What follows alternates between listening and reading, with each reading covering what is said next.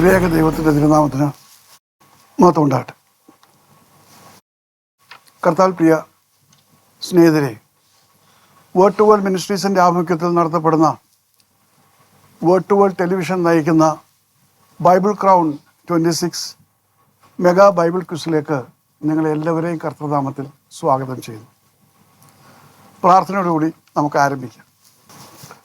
എപ്പോഴും സ്തുതിക്കും ഞാൻ, എപ്പോഴും സ്തുതിക്കും ഞാൻ എൻ പ്രാണനായകനേശുവിനെ. എപ്പോഴും സ്തുതിക്കും ഞാൻ, എപ്പോഴും സ്തുതിക്കും ഞാൻ എൻ പ്രാണനായകനേശുവിനെ. എങ്ങനെ മറക്കും ഞാൻ, എങ്ങനെ മറക്കും ഞാൻ എൻ പ്രാണനാഥൻ യേശുവിനെ. എങ്ങനെ മറക്കും ഞാൻ, എങ്ങനെ മറക്കും ഞാൻ എൻ പ്രാണനാഥൻ യേശുവിനെ. ഈ മഹാസ്നേഹത്തിൻ സാക്ഷിയായി പോയിടും ഞാൻ, യേശുവിൻ നാമമുയർത്തിയിടും. യേശുവിൻ സാന്ത്വനവും സൗഖ്യം സമാധാനവും പകർന്നിടും പരിശുദ്ധാത്മ നിറവിൽ. യേശുവിൻ സാന്ത്വനവും സൗഖ്യം സമാധാനവും പകർന്നിടും പരിശുദ്ധാത്മ നിറവിൽ. എപ്പോഴും സ്തുതിക്കും ഞാൻ, എപ്പോഴും സ്തുതിക്കും ഞാൻ എൻ പ്രാണനായകനേശുവിനെ.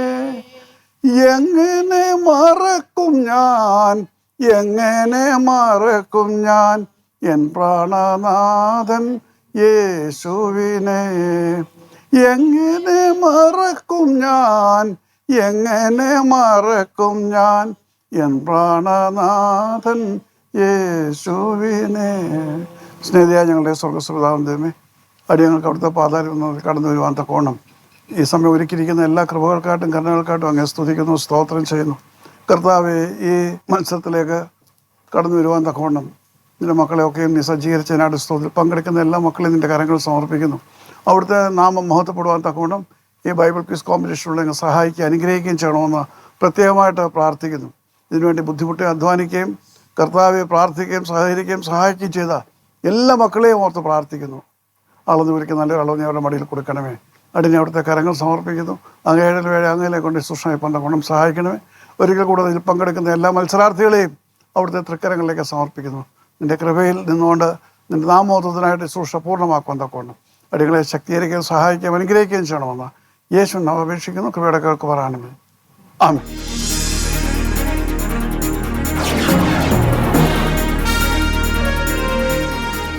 ഒരിക്കൽ കൂടെ നിങ്ങളെല്ലാവരെയും കർത്തൃനാമത്തിൽ ഈ ബൈബിൾ ക്രൗൺ മെഗാ ക്വിസ് കോമ്പറ്റീഷനിലേക്ക് സ്വാഗതം ചെയ്യുന്നു. ചിലരൊക്കെ രണ്ടാമത്തെ പ്രാവശ്യമാണ്. ഷാനി നേരത്തെ വന്നിരുന്നു കഴിഞ്ഞ പ്രാവശ്യം. മറ്റാരെങ്കിലും ഉണ്ടോ? ഇല്ല, ഫസ്റ്റ് ടൈമാണ്. ലീനയും റോഷനൊക്കെ ഫസ്റ്റ് ടൈമാണ്. ഷാനിക്കും ജോസിന് കഴിഞ്ഞ പ്രാവശ്യം ഒരു പ്രൈസും കിട്ടിയായിരുന്നു തോന്നുന്നു 2023 നടന്ന ബൈബിൾ ക്രൗൺ മത്സരത്തിൽ. ആദ്യമായിട്ട് നമ്മുടെ ജഡ്ജസിനെ പരിചയപ്പെടുത്താം. ഇതിൻ്റെ ജഡ്ജസ് പാനലിൽ പ്രവർത്തിക്കുന്ന പ്രിയപ്പെട്ട രാജീവ് വർഗീസ് എൻ്റെ പ്രിയപ്പെട്ട പത്നിയാണ്. വേർഡ് ടു വേൾഡ് മിനിസ്ട്രീസ് ഇൻ്റർനാഷണലിൻ്റെ ലേഡീസ് വിങ്ങിൻ്റെ ചുമതല വഹിക്കുന്നു. അതോടൊപ്പം എൻ്റെ സുവിശേഷ വേലയിൽ എന്നോടൊപ്പം കൂട്ടുവേലക്കാരിയായിട്ട് പ്രവർത്തിക്കുന്നു. ഇന്നത്തെ ഈ എപ്പിസോഡിലേക്ക് രാജിയെ കർത്തൃനാമത്തിൽ ഞാൻ സ്വാഗതം ചെയ്യുന്നു. അടുത്തതായിട്ട് മിസ് ശാന്തം വീട്ടിയാണ്. കഴിഞ്ഞ 3 പതിറ്റാണ്ടുകളേറെയായിട്ട് ഈ ഉപവാസ പ്രാർത്ഥന ശുശ്രൂഷ എന്നോടൊപ്പം പ്രവർത്തിക്കുന്നു. ഇന്ന് ഇവിടെ കടന്നു വരുവാനും ഇതിൽ ജഡ്ജായിട്ട് ഇരിപ്പാൻ തക്കവണ്ണം മിസ് ശാന്തം വീട്ടി കാണിച്ച എല്ലാ സഹകരണത്തിനും സ്നേഹത്തിനുമായിട്ട് ഞാൻ ദൈവത്തെ സ്തുതിക്കുന്നു. വേർഡ് ടു വേൾഡ് ടെലിവിഷൻ്റെ ആഭിമുഖ്യത്തിൽ നടത്തുന്ന ഈ ഷോയിലേക്ക് ശാന്തമേ ഞാൻ കർത്തൃനാമത്തിൽ സ്വാഗതം ചെയ്യുന്നു. അടുത്തതായിട്ട് നിങ്ങളാണ് പ്രേക്ഷകരെ പരിചയപ്പെടുത്തേണ്ടത്. അപ്പോൾ ആദ്യമായിട്ട് ഷാനി ജോസാണ്. എൻ്റെ പേര് ഷാനി ജോസ്. ട്രിവാൻഡ്രം ജില്ലയിലെ പൗടിക്കുളം ദേശത്തു നിന്നാണ് കടന്നു വരുന്നത്. ഞങ്ങൾ സുവിശേഷ വേലയിലായിരിക്കുന്നു. ഇനി ഹസ്ബൻഡും 2 മക്കളും ഉണ്ട്. ബൈബിൾ ക്രൗൺ 2026 പങ്കെടുക്കുവാൻ ദൈവം എന്നെ സഹായിച്ചു. കഴിഞ്ഞ സീസണിലും എനിക്ക് പങ്കെടുക്കുവാൻ ഇടയായി. ഇത് 2ാമത്തെ പ്രാവശ്യമാണ്. തുടർന്നുള്ള സ്റ്റേജുകളിലും കടന്നു വരുവാൻ ദൈവം സഹായിക്കേണ്ടതിനായി നിങ്ങളുടെ പ്രാർത്ഥനയെ ചോദിക്കുന്നുണ്ട്. ഏത് ചർച്ചിലാണ് ഷാനി പോകും? AG ചർച്ചിൻ്റെ ഡിനോമിനേഷനിലാണ് പ്രവർത്തിക്കുന്നത്. Very good. Okay. Leena Jose. എൻ്റെ പേര് ലീന ജോസ്. ഞാൻ വെള്ളനാട് നിന്ന് വരുന്നു. CSI കുതിരകുളം ചർച്ചിലാണ് ഞാൻ പോകുന്നത്. ഈ ബൈബിൾ ക്വിസിൽ ഒരു മത്സരാർത്ഥിയായി എന്നെ തിരഞ്ഞെടുത്തതിൽ വളരെയധികം സന്തോഷമുണ്ട്. വെള്ളനാട് CSI കുതിരകുളം ചർച്ചിൽ പ്രവർത്തിക്കുന്നു. റോഷൻ എൽസി മാത്യു. എൻ്റെ പേര് റോഷൻ എൽസി മാത്യു എന്നാണ്. ഞാൻ തിരുവനന്തപുരത്ത് കുറവങ്കോണത്ത് നിന്ന് വരുന്നു. ഞാൻ നന്ദൻകോട് മർത്തോമ ചർച്ചിൻ്റെ മെമ്പറാണ്. ഈ ക്വിസിനെ പറ്റി ഞങ്ങളുടെ ചർച്ചിൽ നിന്ന് തന്നെയാണ് ഞാൻ കേട്ടത്. ഇതിൽ പങ്കെടുക്കാൻ പറ്റിയതിൽ എനിക്ക് ഒരുപാട് സന്തോഷമുണ്ട്. തുടർന്നും ഇതിൽ കണ്ടിന്യൂ ചെയ്യണമെന്ന് ഞാൻ ആഗ്രഹിക്കുന്നു. Nanthancode Mar Thoma church. Very good. Okay. അപ്പോൾ എങ്ങനെ ഫാമിലിയൊക്കെ? എൻ്റെ ഹസ്ബൻഡ് മരിച്ചുപോയി. എനിക്ക് 3 മക്കളുണ്ട്. 3 പേരും ജോലിയൊക്കെ ആയി. Yes, Jacqueline Johny. എൻ്റെ പേര് ജാക്ലിൻ ജോണി. ഞാൻ 10th സ്റ്റാൻഡേർഡിൽ പഠിക്കുന്നു. ഞാൻ എലിവെച്ചത് പോത്തൻകോട് സ്കൂളിലാണ് പഠിക്കുന്നത്. ഞാൻ ഈ വേർഡ് ടു വേൾഡ് ടെലിവിഷൻ്റെ പറ്റി അറിയുന്നത് എൻ്റെ സൺഡേ സ്കൂൾ വഴിയാണ്. എന്നെ ഈ ക്വിസ് പ്രോഗ്രാമിലേക്ക് ഒരു മത്സരാർത്ഥിയെ തിരഞ്ഞെടുത്തതിൽ എനിക്ക് വളരെ സന്തോഷമുണ്ട്. ഏത് ചർച്ചിലാണ്? AG ചർച്ചിൽ പെരപ്പൻകോട്. AG church Perappancode. നിങ്ങളെല്ലാവരെയും കർത്തൃനാമത്തിൽ ഈ ഷോയിലേക്ക് സ്വാഗതം ചെയ്യുന്നു.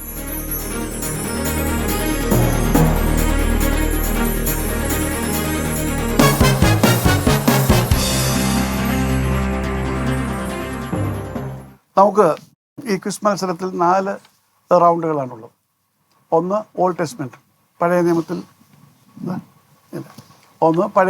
നിന്ന് ഓൾഡ് ടെസ്റ്റ്മെൻറ്റ് റൗണ്ട്. രണ്ടാമത്തത് ന്യൂ ടെസ്റ്റ്മെൻറ്റ് റൗണ്ട്. മൂന്നാമത്തത് ടെസ്റ്റിമണി റൗണ്ട്. നമ്മുടെ സാക്ഷ്യ റൗണ്ടാണത്. നമ്മുടെ അനുഭവ സാക്ഷ്യത്തെക്കുറിച്ച് പറയുവാനുള്ള സമയമാണ്. അടുത്തതായിട്ടുള്ളത് റാപ്പിഡ് റീഡിംഗ് റൗണ്ട്. വേഗത്തിൽ ഇവിടെ തരുന്ന വേദഭാഗം വായിക്കണം. അതാണ് ആ റൗണ്ട്. ഓരോ ചോദ്യങ്ങൾക്കും ഉള്ള ശരി ഉത്തരങ്ങൾക്ക് 5 മാർക്ക് ലഭിക്കും. അത് ന്യൂ ടെസ്റ്റ്മെൻറ്റ് റൗണ്ടിലും ഓൾഡ് ടെസ്റ്റ്മെൻറ്റ് റൗണ്ടിലും. അപ്പോൾ നമുക്ക് ഉത്തരം അറിഞ്ഞുകൂടായെങ്കിൽ പാസ് ചെയ്താൽ മാർക്കിന് കുറവോ കൂടുതലോ ഒന്നും ഉണ്ടാകുകയില്ല. എന്നാൽ തെറ്റിയ ഉത്തരങ്ങൾക്ക് -2 മാർക്കുണ്ടാവും. ഉത്തരം തെറ്റാണെങ്കിൽ ഗസ് ചെയ്യാൻ പറ്റും, പക്ഷേ -2 മാർക്ക് ആയിരിക്കും ലഭിക്കുന്നത്. ടെസ്റ്റിമണി റൗണ്ടിൽ 5 മിനിറ്റ് സമയമാണുള്ളത്. അത് കൂടാതെ അത് വേണമെങ്കിൽ 1 മിനിറ്റോടെ എക്സ്ട്രാ എടുക്കാവുന്നതാണ്. അവസാനം 2 പേർക്ക് ഒരുപോലെ മാർക്ക് ലഭിക്കുകയാണെങ്കിൽ അതിൽ ഒരാളെ തിരഞ്ഞെടുക്കേണ്ടിയിരിക്കുന്നു. അപ്പോൾ ബൈബിൾ ബോംബ് ഉപയോഗിച്ചായിരിക്കും ഒരാളെ എലിമിനേറ്റ് ചെയ്ത് മറ്റൊരാളെ എടുക്കുന്നത്. ബോംബെന്ന് പേരേ ഉള്ളൂ, ചോദ്യങ്ങളാണ്, പക്ഷെ അത് ബോംബായിരിക്കും. റൈറ്റ്? എന്തെങ്കിലും ചോദ്യങ്ങളുണ്ടെങ്കിൽ ചോദിക്കാം. ഷാനി നേരത്തെ പങ്കെടുത്ത് സമ്മാനം വാങ്ങിച്ചിട്ടുള്ളതാണ് അല്ലേ? നിങ്ങളൊക്കെ വേറെ മത്സരങ്ങളൊക്കെ പങ്കെടുത്തിട്ടുണ്ടാവുമല്ലോ, ക്വിസ് കോമ്പറ്റീഷൻസിലൊക്കെ ഉണ്ട്. ഓൾറൈറ്റ്.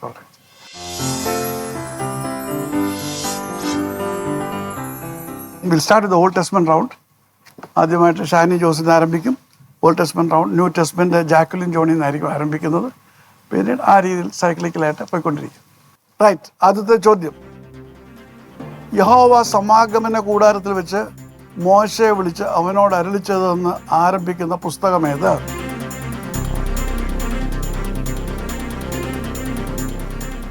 സംഖ്യാപുസ്തകം. ഉത്തരം വളരെ തെറ്റാണ്.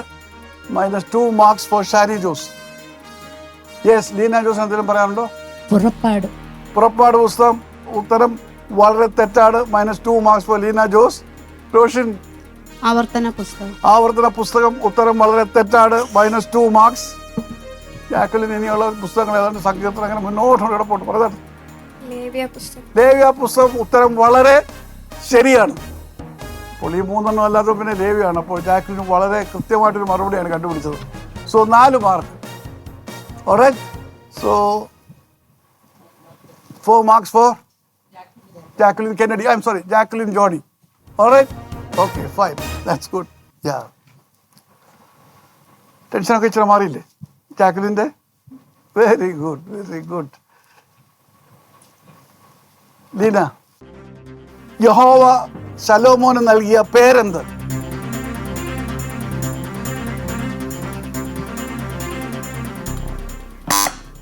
Roshan? യദീദ്യാവ്. Exactly correct. 4 marks for Roshan LC. Math. That's very good. മൂന്നാമതും താങ്കളുടെ ചോദ്യമാണ്. ഓൾറൈറ്റ്, വളരെ എളുപ്പമായിട്ടൊരു ചോദ്യമാണ്. ഓക്കെ, യോനായുടെ പിതാവിൻ്റെ പേരെന്താണ്? അമിത. Exactly. Amitai.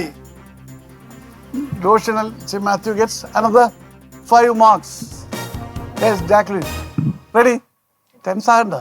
It's a very easy question for you. ചോദിക്കട്ടെ, ബൈബിളിലെ പുരുഷന്മാരിൽ രണ്ടാമത് പ്രായം കൂടിയ മനുഷ്യൻ ആരായിരുന്നു?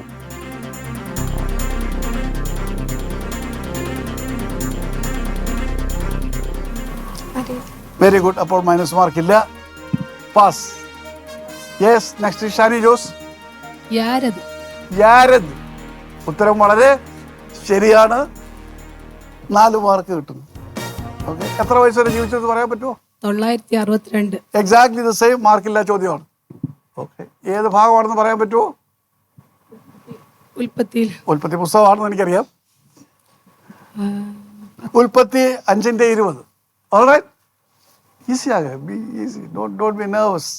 Alright, that brings us to the close of old testament round ഇവിടെ അവസാനിക്കുകയാണ്. ഓക്കെ, അടുത്തത് പുതിയ നിയമം.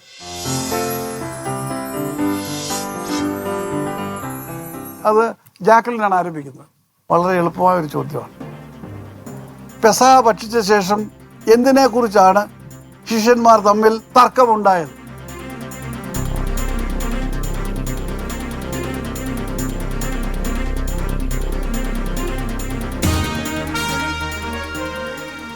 യേശു ഏറ്റവും കൂടുതൽ സ്നേഹിക്കുന്നത് ആരെയാണ്?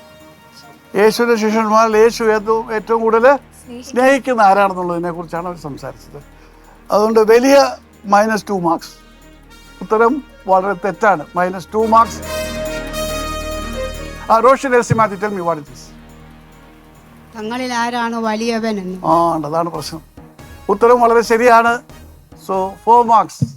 സ്നേഹിക്കുന്നതല്ല മോളെ, തങ്ങളിൽ ആരാണ് വലിയവൻ. അതാണല്ലോ ഇന്നത്തെ എല്ലാ തർക്കങ്ങൾക്കും എവിടെയും പ്രശ്നം. അതാണ് അവിടെ ഉണ്ടായത്. അപ്പോൾ തങ്ങളിൽ ആരാണ് വലിയവൻ എന്നുള്ള തർക്കം ഉണ്ടായി. So Xi gets 4 marks. Roshan. Okay, Roshan, യഹൂദന്മാരുടെ ഏത് ഉത്സവത്തിൻ്റെ അവസാന ദിവസമാണ് ആർക്കെങ്കിലും ദാഹിക്കുന്നുവെങ്കിൽ എൻ്റെ അടുക്കൽ വന്ന് കുടിക്കട്ടെ എന്ന് യേശു പറയുന്നത്? The question is to Roshi Elsy Mathew. Pesaha Perunnal. ഉത്തരം വളരെ തെറ്റാണ്.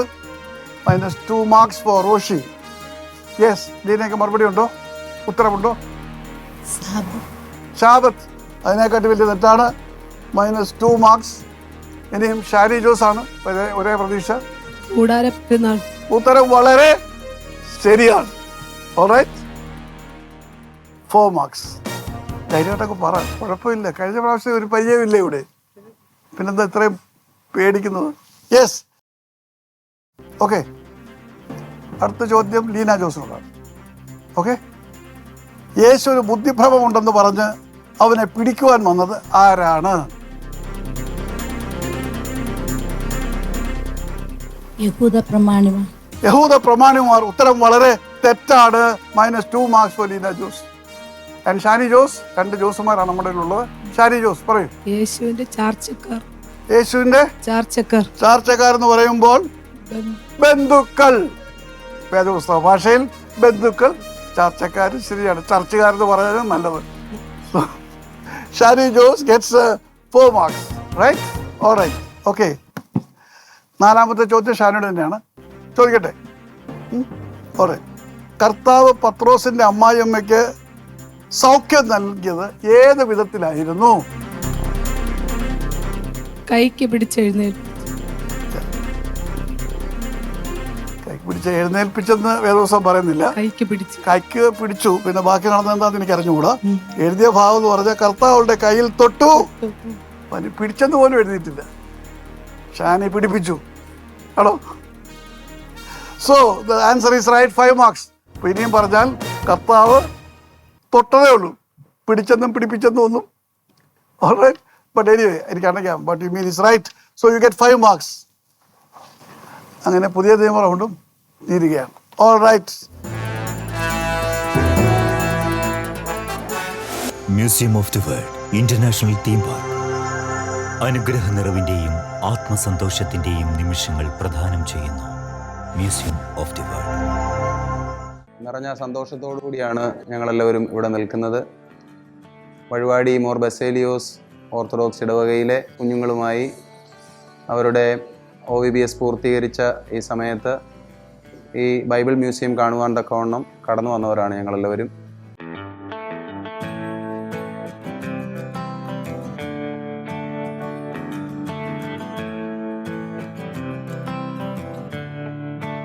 ബഹുമാനപ്പെട്ട ബ്രദർ മാത്യു വർഗീസിൻ്റെ വളരെ ഉജ്ജ്വലമാകുന്ന നേതൃത്വത്തിൽ വളരെ ഭംഗിയായി ഇവിടെ ഒരു ബൈബിൾ മ്യൂസിയം ക്രമീകരിക്കപ്പെട്ടിരിക്കുന്നത് കാണുവാനും ഏകദേശം 2-3 മണിക്കൂറോളം ഇവിടെ ചെലവഴിക്കുവാനും തക്കവണ്ണം ഞങ്ങൾക്ക് ലഭിച്ച ജീവിതത്തിലെ വളരെ അസുലഭമായ ഒരു നിമിഷമായി തന്നെ കാണുന്നു. വളരെ മനോഹരമായ ഒരു ചാപ്പൽ, അതിനോടൊപ്പം വിവിധ ഭാഷകളിലേക്ക് തർജ്ജമ ചെയ്യപ്പെട്ടിട്ടുള്ള നമ്മുടെ കർത്താവിൻ്റെ ജീവൻ നൽകുന്ന സുവിശേഷം, ഇതൊക്കെയും കാണുവാൻ തക്കവണ്ണം ഞങ്ങൾക്ക് ഇടയായത് ജീവിതത്തിലെ ഏറ്റവും സന്തോഷകരമാകുന്ന ഒരനുഭവം തന്നെയാണ്. വിശുദ്ധ വേദപുസ്തകത്തിൽ പ്രതിപാദിപ്പിക്കപ്പെട്ടിട്ടുള്ള മിക്കവാറും എല്ലാ വിഷയങ്ങളെ സംബന്ധിച്ചും ഒരാധികാരികമാകുന്ന പഠനം നടത്തുവാൻ തക്കവണ്ണം ആഗ്രഹിക്കുന്നവർക്ക് നമ്മുടെ കർത്താവ് സഞ്ചരിച്ച സ്ഥലത്തേക്കൊന്നും യാത്ര ചെയ്യാതെ തന്നെ ഇവിടേക്ക് വരികയാണെങ്കിൽ തീർച്ചയായും അവയെപ്പറ്റിയൊക്കെയുള്ള ഒരു അവഗാഹം ഉണ്ടാകുമെന്നുള്ളതിന് യാതൊരു സംശയവുമില്ല. അത്ര കമനീയമായും മനോഹരമായുമാണ് ഇത് എല്ലാം ഇവിടെ ക്രമീകരിക്കപ്പെട്ടിരിക്കുന്നത്. വിശുദ്ധ വേദപുസ്തകം പഠിക്കുവാൻ ആഗ്രഹിക്കുന്നവർക്ക് ഏറെ ഉപകാരപ്പെടുന്ന, അവർക്കേറെ ഉപയോഗിക്കുവാൻ തക്കവണ്ണം സാധ്യമാകുന്നൊരു സ്ഥലമാണ് ഇത് എന്നുള്ളതിന് നിസ്തർക്കമായി അത് പറയുവാൻ തക്കവണ്ണം സാധിക്കും. കൂടുതൽ വിവരങ്ങൾക്ക് museum of the world international theme park, Peringoor, Vembayam, Thiruvananthapuram, Kerala, India. Phone 0472 283 4848, 0472 283 4949, mobile 9495 828 444, 9495 998 555.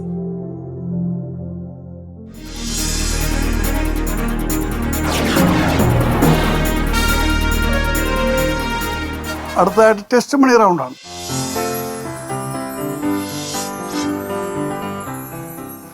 നമ്മുടെ ജീവിതത്തിലെ സാക്ഷ്യം, യേശുവിനെ കുറിച്ചുള്ള സാക്ഷ്യം, പ്രവർത്തിക്കുന്നതിനെ കുറിച്ചുള്ള സാക്ഷ്യം, ദൈവത്തെ കണ്ടുമുട്ടിയതിനെ കുറിച്ചുള്ള അനുഭവങ്ങൾ, ഇതെല്ലാമാണ് സാക്ഷ്യത്തിൽപ്പെടുന്നത്. ഓൾറൈറ്റ്, ടെസ്റ്റ് മണി വല്ലതും ഉണ്ടോ? ഉണ്ട്. Very good. Be bold. Alright, so we begin with Shari Jose. Shari Jose ആരംഭിക്കുന്നു.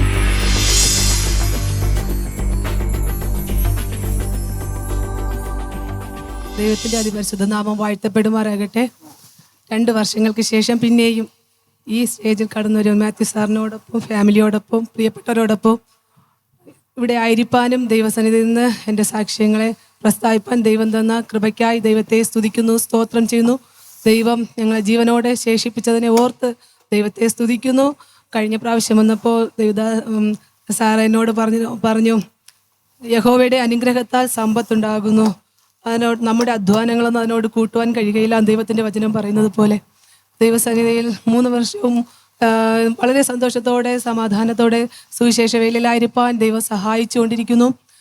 ഞാനൊരു പെന്തക്കോസ് കുടുംബത്തിലാണ് ജനിച്ച് വളർത്തപ്പെട്ടത്. അതുകൊണ്ട് തന്നെ ദൈവവചനം പഠിക്കുവാനും ദൈവവചനം അഭ്യസിപ്പാനും അതിന് പ്രകാരം ജീവിപ്പാനൊക്കെയും ദൈവം സഹായിച്ചു. കഷ്ടതകൾ, പ്രയാസങ്ങൾ, പ്രതികൂലങ്ങളൊക്കെയും ജീവിതത്തിൽ കടന്നു വന്നപ്പോഴൊക്കെയും ദൈവവചനം വളരെയധികം പിടിച്ചു നിർത്തുന്ന ഒരു അനുഭവം എൻ്റെ ജീവിതത്തിലുണ്ടായിരുന്നു. ബാല്യകാലത്ത് വളരെയധികം രോഗത്താലൊക്കെ ഞാൻ ജീവിതത്തിൽ ഭാരപ്പെട്ടിട്ടുണ്ടായിരുന്നു.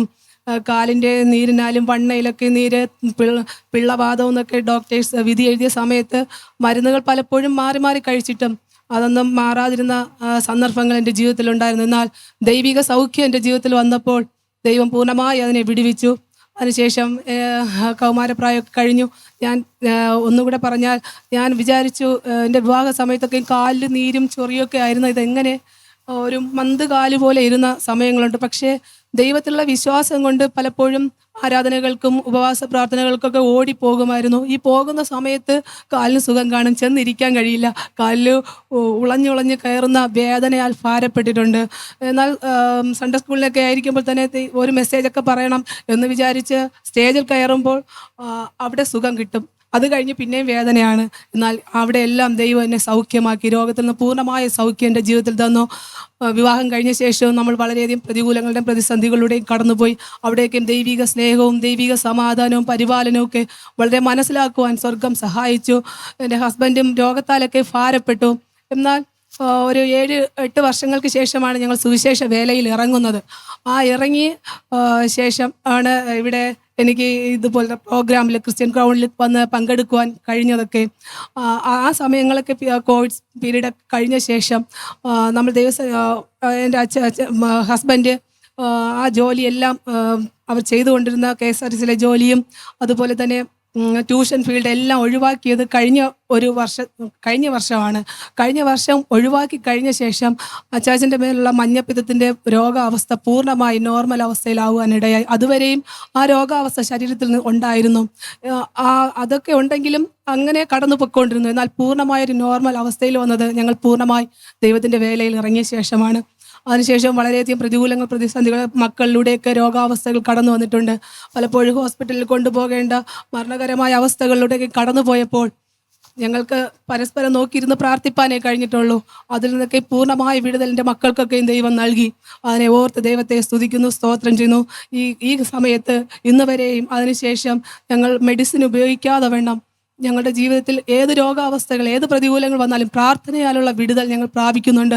ചില വ്യക്തികൾക്ക് ആ വിശ്വാസത്തെ അങ്ങോട്ട് മുറുകെ പിടിക്കുവാൻ കഴിയാത്ത അവസ്ഥ ഉണ്ട്. എങ്കിൽ പോലും അവർക്ക് വരുന്ന സൗഖ്യം ഞങ്ങളുടെ ജീവിതത്തിൽ വിശ്വാസത്തെ വർദ്ധിപ്പിച്ചുകൊണ്ടിരിക്കുന്നു. പിന്നെയും എനിക്ക് 3 കാര്യങ്ങൾ കൂടെ ഈ സാക്ഷ്യത്തിലൂടെ പറയുവാൻ ഞാൻ ആഗ്രഹിക്കുന്നു. എൻ്റെ ജീവിതത്തിൽ കഷ്ടാവസ്ഥകളിലൂടെയൊക്കെ പലവിധമായ സാമ്പത്തിക ബുദ്ധിമുട്ടുകൾ പ്രയാസങ്ങളൊക്കെ നേറി വന്ന സമയത്ത് ഞാൻ ഒരിക്കൽ ഇങ്ങനെ പ്രാർത്ഥിച്ചിട്ട് കിടക്കുന്ന സമയം ദൈവമേ എൻ്റെ കഷ്ടത എന്ന് മാറും എന്ന് ഞാൻ ഇങ്ങനെ പ്രാർത്ഥിച്ച സമയം പെട്ടെന്ന് ഒരു ദൈവശബ്ദം ഞാൻ കേട്ടു, കഷ്ടത മാറുകയില്ല നിൻ്റെ ജീവിതത്തിൽ നിന്ന്. ഞാൻ പെട്ടെന്ന് ഞെട്ടിപ്പോയി. സ്വാഭാവികമായി നമുക്ക് തന്നെ അറിയാം ഇന്ന കാര്യങ്ങൾ ചെയ്ത് കഴിയുമ്പോൾ നമ്മുടെ സാമ്പത്തിക ബുദ്ധിമുട്ടുകൾ ഇങ്ങനെയുള്ള പ്രയാസങ്ങൾ മാറും എന്ന് നമ്മൾ സ്വാഭാവികമായിട്ട് ചിന്തിക്കുന്ന കൂട്ടത്തിലാണ്. അങ്ങനെ ചിന്തിച്ച് കിടക്കുന്ന സമയത്താണ് ഇങ്ങനെ ഒരു ശബ്ദം ഞാൻ കേൾക്കുന്നത്, കഷ്ടത നിൻ്റെ ജീവിതത്തിൽ നിന്ന് മാറുകയില്ല. പിന്നെ ഒരു ശബ്ദം കേട്ടു, സ്വർഗരാജ്യം നിനക്ക് ദൈവം അവകാശമായി തരും എന്ന് ഒരു ശബ്ദം ഞാൻ കേട്ടു. അതുകൊണ്ട് എൻ്റെ ജീവിതത്തിൽ നിന്ന് ഏതെങ്കിലും പ്രയാസങ്ങളൊക്കെ മാറി നിൽക്കുമ്പോൾ ഞാൻ ദൈവമേ എന്നെ സ്വർഗരാജ്യത്തിൽ നിന്ന് തള്ളിക്കളഞ്ഞോ എന്നുള്ള ചിന്തകളൊക്കെ എന്നെ വ്യാപരിക്കാറുണ്ട്. എങ്കിലും ദൈവസന്നിധി വിശ്വസ്തയോടെ നിൽപ്പാൻ ദൈവം നാളുകൾ ഇടയാക്കുന്നു. അതുപോലെ തന്നെ വേറൊരു ദിവസം ഞാൻ കണ്ടതാണ്, എൻ്റെ ദൈവം ചോദിച്ചു, നിനക്ക് പ്രശംസ ഭൂമിയിൽ വേണമോ സ്വർഗത്തിൽ വേണമോ? ഞാൻ യഥാർത്ഥത്തിൽ ഞാൻ എൻ്റെ വിശ്വാസമൊക്കെ വെച്ചിട്ട് ഞാൻ എടുത്തു ചാടി സംസാരിക്കുന്ന ഒരു വ്യക്തിയാണ് ദൈവത്തോട്. എന്നാൽ അല്പം മൗനം പാലിച്ചു. ദൈവത്തിൻ്റെ ഇഷ്ടം മാത്രം. ഞാൻ പ്രശംസ അർഹിക്കപ്പെടുന്ന സ്ഥാനത്ത് അത് ദൈവത്തിൻ്റെ ഇഷ്ടമാണ്, എനിക്ക് പ്രശംസ വേണമോ വേണ്ടയോ എന്നുള്ളത്. എന്നാൽ ആ സമയത്ത് തന്നെ ഈ ശബ്ദം കേട്ട ഉടനെ തന്നെ എന്നെക്കുറിച്ച് നന്മ പറയാത്ത ഒരു വ്യക്തി ഓടി വന്ന് എന്നോട് ഇന്ന കാര്യങ്ങൾ പ്രശംസയായി പറഞ്ഞ വാക്കുകൾ കേട്ടു. ഞാൻ എൻ്റെ ധാരധാരയായി എൻ്റെ കണ്ണുനീർ ഒഴുവാനിടയായി. ദൈവമേ ഇതെന്താണ് സംഭവിക്കുന്നതെന്ന്. എന്നാൽ ഈ നാളുകളിൽ ദൈവിക മാനുഷികമായുള്ള പ്രശംസയ്ക്കല്ല, എന്നാൽ കഴിയുന്ന ദൈവിക വേല എൻ്റെ ജീവിതത്തിൽ ഞാനായിരിക്കുന്ന ഇടങ്ങളിലും കാണുന്ന വ്യക്തികളുടെ ഇടയിലും പറയണമെന്ന് ഞാൻ വളരെ ആഗ്രഹിക്കുന്നു. ഒരു ദർശനത്തിൽ ഞാനൊരു വലിയൊരു മഹായോഗത്തിൽ ഒരു ഫംഗ്ഷന് നിൽക്കുകയാണ്. ഞാൻ നിൽക്കുന്ന സമയത്ത് പെട്ടെന്ന് എന്നോട് ഇങ്ങനെ ഉള്ളിൽ പറയുകയാണ്, നീ വീട്ടിൽ മകളെ കൈക്കുഞ്ഞിനെ തൊട്ടിൽ കിടത്തിയിട്ടല്ലേ വന്നത്? എത്ര മണിക്കൂറുകൾ കഴിഞ്ഞ് ആ കുഞ്ഞിന് എന്ത് സംഭവിച്ചു എന്ന് അറിയാമോ എന്ന് കേട്ടു. ഞാൻ വേഗത്തിൽ എൻ്റെ 2 വീലറും എടുത്തുകൊണ്ട് സ്വപ്നത്തിലാണ് ഞാൻ ഓടി വരികയാണ്. വന്ന് റോഡിന് മുകളിലാണ് എൻ്റെ വീട്. കുറച്ച് ഉയരപ്പുറത്താണ് സ്ഥലത്താണ് എൻ്റെ വീട്. അപ്പോൾ ഞാൻ അവിടെ നിന്ന് താഴത്തെ സ്ഥലത്തെത്തിയപ്പോൾ താഴെ റോഡിലെത്തിയപ്പോൾ ഒരു ദൈവിക ശബ്ദം, പെറ്റമ്മ തൻ്റെ കുഞ്ഞിനെ മറന്നാലും ഞാൻ ഒരു നാൾ നിന്നെ മറക്കുകയില്ല എന്നുള്ളൊരു ദൈവവചനം എൻ്റെ ജീവിതത്തിൽ കേൾക്കുവാനിടയായി. അതിനുശേഷം പല സമയങ്ങളിലും ദൈവത്തിൻ്റെ വചനം എന്നെ ബലപ്പെടുത്തുന്നുണ്ട്. നമ്മൾ വളരെയധികം പ്രതികൂലങ്ങളുടെ പ്രതിസന്ധികളിലൂടെ കടന്നു പോകുമ്പോഴൊക്കെയും ദൈവത്തിൻ്റെ വചനം എൻ്റെ ഹൃദയത്തിൽ വളരെ ഉറപ്പായിട്ട് അത് പ്രാപിച്ചെടുപ്പാനും ദൈവിക സാക്ഷ്യത്തിന് ഉടമയായി തീരുവാനും ഇടയാകുന്നു. ഈ നാളുകളിൽ ദൈവം തരുന്ന ആയുഷ്കാലമൊക്കെയും ദൈവത്തിൻ്റെ വേല ചെയ്തുകൊണ്ട് ദൈവത്തിന് വേണ്ടി ദൈവരാജ്യവ്യാപ്തിക്കായിട്ട് അനേകർക്ക് പ്രയോജനപ്പെടുന്നവരായി ജീവിക്കണമെന്ന് ഞാൻ ആഗ്രഹിക്കുന്നു. അതുപോലെ തന്നെ കഴിഞ്ഞ പ്രാവശ്യം വന്നപ്പോൾ ഉപവാസത്തെക്കുറിച്ച് സാറ് സംസാരിക്കുവാനിടയായി. എത്ര ദിവസം ഉപവസിച്ചിട്ടുണ്ട് എന്നൊക്കെ ചോദിക്കുവാനിടയായി. അപ്പോൾ ഞാൻ അന്ന് 7 ദിവസമൊക്കെയാണ് ഉപവാസം എടുത്തിട്ടുള്ളത്. അതിനുശേഷം എനിക്ക് വർഷത്തിൽ ജനുവരി മാസം 21 ദിവസം തുടർമാനായിട്ട് ഉപവസിപ്പാൻ പ്രാർത്ഥിപ്പാൻ ഒരു വർഷത്തിൽ 2 പ്രാവശ്യം എനിക്ക് ഉപവസിപ്പാനൊക്കെ ഇടയാക്കി. ഉപവാസവും പ്രാർത്ഥനയും ഇല്ലാതെ നമുക്ക് ഒരിക്കലും സുവിശേഷ വിലയിൽ നിലനിൽക്കാൻ കഴിയില്ല. പ്രതികൂലങ്ങളും പ്രതിസന്ധികളും കഷ്ടതകളൊക്കെ ജീവിതത്തിൽ ആഞ്ഞടിക്കും. പക്ഷേ അവിടെ നമുക്ക് ഒരു സാന്ത്വനമായി ഇന്ന് പാട്ട് പാടിയതുപോലെ ദൈവിക സാന്ത്വനവും ദൈവകൃപയും നമ്മൾ അതിനിടയിൽ അനുഭവിക്കുമ്പോൾ അതിനേക്കാൾ സന്തോഷം വേറൊന്നില്ല എന്ന് എൻ്റെ ജീവിതത്തിൽ നിന്ന് എനിക്ക് ഈ സമയം പറയുവാൻ കഴിയുന്നു. ദൈവത്തെ മുറുകെ പിടിച്ചുകൊണ്ട് ഒരിക്കലും ഈ ലോകമോഹങ്ങൾ അകപ്പെട്ടു പോകാതെ വേണം നിത്യതയോളം ദൈവത്തിൻ്റെ സന്നിധിയിൽ വിശ്വസ്തയോടെ ദൈവത്തിൻ്റെ വേല ചെയ്തുകൊണ്ട് മുന്നോട്ട് പോകണമെന്നുള്ള ആഗ്രഹത്തോടെ ആയിരിക്കുന്നു. എന്നെ എൻ്റെ കുടുംബത്തെ ഓർത്ത് എല്ലാവരും പ്രാർത്ഥിക്കണമെന്ന് അപേക്ഷിച്ചുകൊണ്ട് എൻ്റെ സാക്ഷിയിൽ നിന്ന് വിരമിക്കും. കഴിഞ്ഞ പ്രാവശ്യം വന്നപ്പോൾ ഇപ്രകാരമുള്ള സാക്ഷ്യത്തിൻ്റെ സമയത്താണ് ഉപവാസ പ്രാർത്ഥനയെക്കുറിച്ച് ഞാൻ പറഞ്ഞത്. ഞാൻ നയിക്കുന്നത് കഴിഞ്ഞ 40 പതിറ്റാണ്ടുകളായി 40 വർഷമായിട്ടൊരു ഉപവാസ പ്രാർത്ഥന ശുശ്രൂഷയാണ്. ഇന്ന് ഞാൻ തിരിഞ്ഞു നോക്കുമ്പോൾ ദൈവം തന്നിരിക്കുന്ന എല്ലാ നന്മകളും അനുഗ്രഹങ്ങളുടെയും അടിസ്ഥാനം ഉപവാസ പ്രാർത്ഥനയാണ്. സിസ്റ്റർ 21 ദിവസം ഉപവാസം എടുത്തു, ഇനി 40 വളർന്നു. യാത്രകൾ ചെയ്യണതുകൊണ്ട് 40 ദിവസം ഇരിക്കാൻ പറ്റുന്നത്. യാത്ര ചെയ്ത് ചർച്ചിൽ പോകണം. അതെ, ഉപവാസം എന്ന് പറയുമ്പോൾ നമ്മുടെ യാത്രകളും മറ്റെല്ലാം മാറ്റി വെച്ചിട്ട് ദൈവത്തിന് സ്ഥലത്ത് വേർതിട്ടിരിക്കണം. നമ്മൾ ഒരുപാട് തിരക്കാണെന്നറിയാം, പക്ഷെ ആ തിരക്കുകൾ മാറ്റി വെച്ചിട്ട് ആരാധനയ്ക്കായാലും എന്തിനായിരുന്നാലും ശരി താമസിക്കാനുള്ള സ്ഥലമില്ല. അല്ല, നമ്മൾ താമസിക്കുന്ന ഭവനത്തിൽ നിന്ന് ഉപസിച്ചാൽ മതി. പള്ളിയിൽ പോകണം നിർബന്ധമില്ല.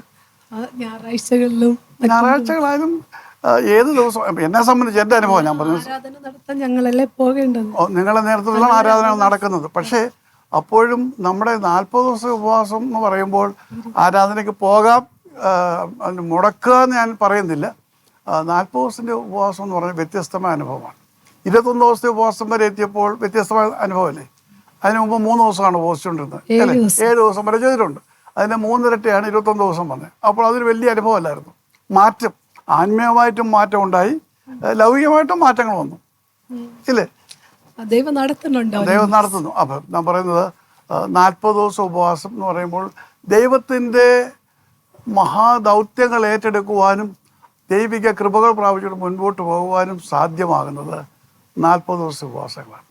അപ്പോൾ ആ ഒരു ഉപവാസമാണ് അത് ദൈവത്തിൻ്റെ അതിമഹത്തായ ദൗത്യങ്ങൾ ഏറ്റെടുക്കുവാൻ തക്കവണ്ണമുള്ള ദൈവിക കൃപകൾ പ്രാപിക്കുന്നത് 40 ദിവസം ഉപവാസം എടുക്കുമ്പോൾ. ഞാനൊരു കഴിഞ്ഞ പ്രാവശ്യം ഇതുപോലെ ദൈവത്തിന് വേണ്ടി പ്രവർത്തിക്കുവാനുള്ള ഒരു ആഗ്രഹം ഞാൻ കണ്ടപ്പോഴാണ് ഞാൻ പറഞ്ഞു ഉപവാസ പ്രാർത്ഥന. എല്ലാവരും ഒരുപാട് പ്രസംഗിക്കുന്നു, കൂട്ടായ്മ നടത്തുന്നു, മറ്റനേക കാര്യങ്ങൾ തങ്ങളുടെ സാക്ഷ്യങ്ങൾ പറയുന്നുണ്ട്. പക്ഷേ ഉപവാസ പ്രാർത്ഥന എന്നുള്ള ആ അതിമഹത്തായ ആയുധമെടുത്ത് ഉപയോഗിക്കുവാൻ അതിൽ 99% സഹോദരങ്ങൾക്കും കഴിയുന്നില്ല എന്നുള്ളതാണ്. ബൈബിൾ മ്യൂസിയം കണ്ടിട്ടുണ്ടോ? ഉണ്ട്. ഇതുപോലെ എല്ലാ പ്രവർത്തനങ്ങളും 26 ഭാഷകൾ നാളിതുവരെ ബൈബിൾ പരിഭാഷപ്പെടുത്തിയിട്ടുണ്ട്. ഒരുപാട് കാര്യങ്ങൾ കർത്താവിന് വേണ്ടിയിട്ട് ചെയ്തിട്ടുണ്ട്. അതിൻ്റെയൊക്കെ അടിസ്ഥാനമെന്ന് പറയുന്നത് ഈ ഉപവാസ പ്രാർത്ഥന ലഭിക്കുന്ന കൃപകളാണ്. ഈ ദൈവിക കൃപകളെന്ന് പറയുന്നത് നമുക്ക് മറ്റൊരു രീതിയിൽ സമ്പാദിക്കുവാൻ കഴിയുകയില്ല. അത് നമ്മൾ എത്ര ആരാധന നടത്തിയാലും എത്ര പ്രാർത്ഥിച്ചെന്ന് പറഞ്ഞാലും ദൈവിക കൃപകൾ പ്രാപിക്കുവാൻ സ്വർഗം തുറക്കുന്ന താക്കോലാണ് ഉപവാസ പ്രാർത്ഥന.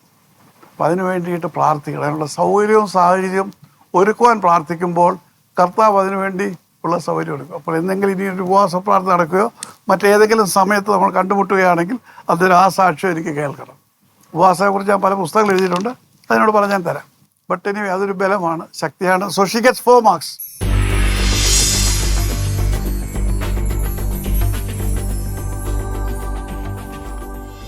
ഞാൻ ജനിച്ചു വളർന്നത് ഒരു കത്തോലിക്ക കുടുംബത്തിലാണ്.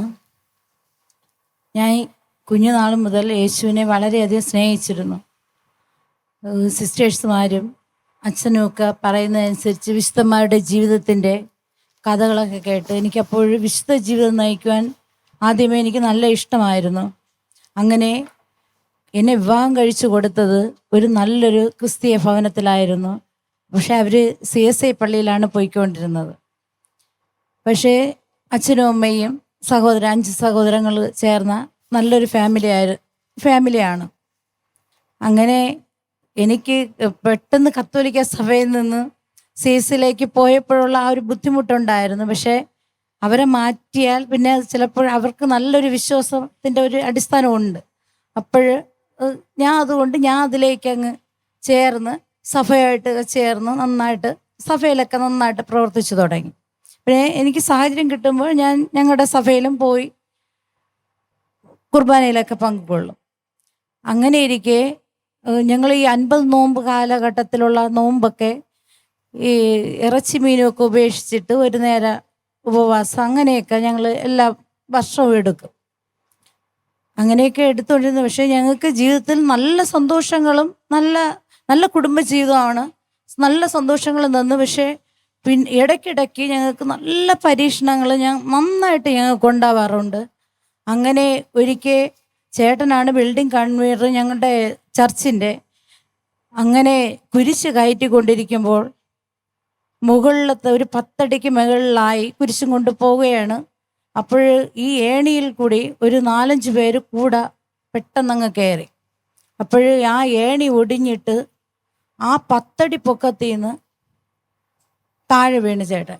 അത് പക്ഷേ വരുന്നത് കണ്ട 2 പേര്, ഒരാൾ കയ്യിൽ താങ്ങി ഒരു കുഞ്ഞിനെ കൊണ്ടുവരും പോലെ വന്നാണ് 2 കൈകളിൽ ഒരു കുഞ്ഞെങ്ങനെ ഇരിക്കുമോ അങ്ങനെയാണ് ചേട്ടൻ വന്ന് തറയിൽ വീഴുന്നത്.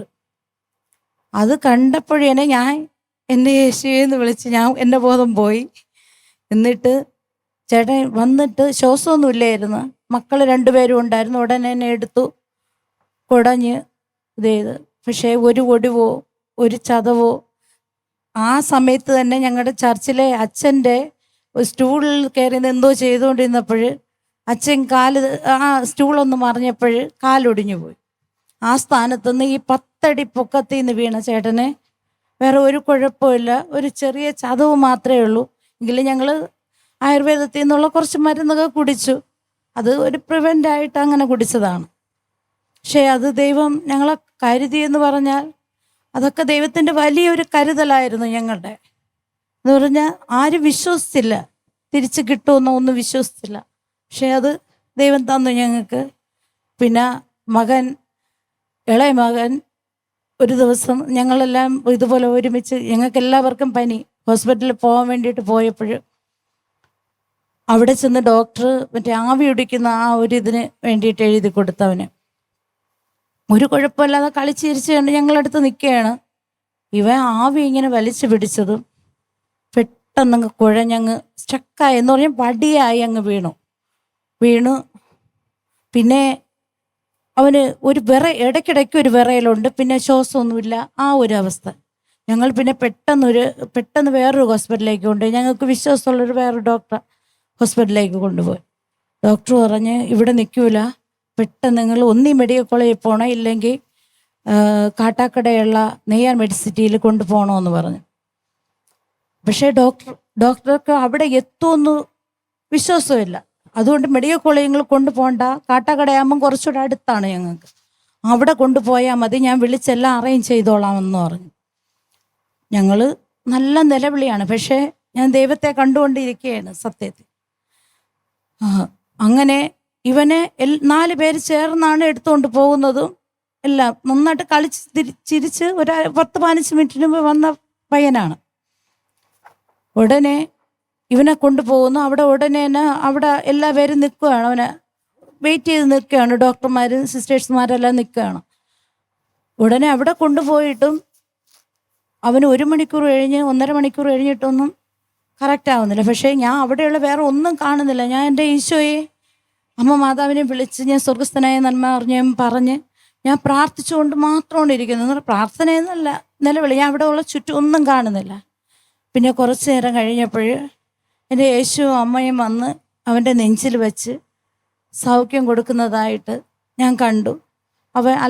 അതോടുകൂടി ഈ ഒരു വരി എക്കിത്തെറിച്ച് പോലെ വരുമായിരുന്നു. അത് അങ്ങ് മാറി അവൻ സ്വസ്ഥമായിട്ട് കിടന്നുറങ്ങുന്നത് ഞാൻ വന്ന് കണ്ടു.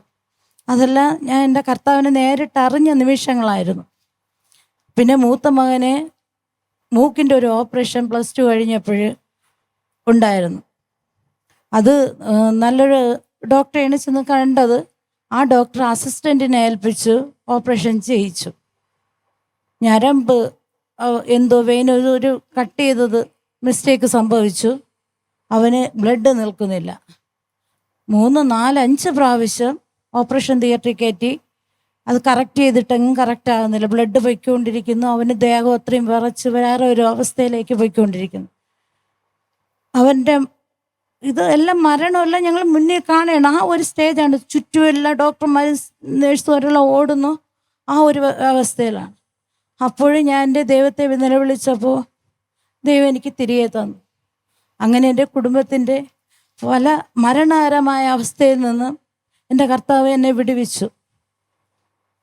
അങ്ങനെ പിന്നെ ചെറിയ ചെറിയ കാര്യങ്ങളായിരുന്നാലും നമ്മൾ കർത്താവിൻ്റെ ഒരു അനുഭവം ഉണ്ടല്ലോ, നമ്മൾ അനുഭവിക്കുന്ന ഒരു സുഖമുണ്ടല്ലോ കർത്താവുള്ളപ്പോഴുള്ള ആ സുഖം പലപ്പോഴും ഞാൻ അങ്ങ് അനുഭവിക്കാറുണ്ട് പ്രാർത്ഥനയിലൊക്കെ.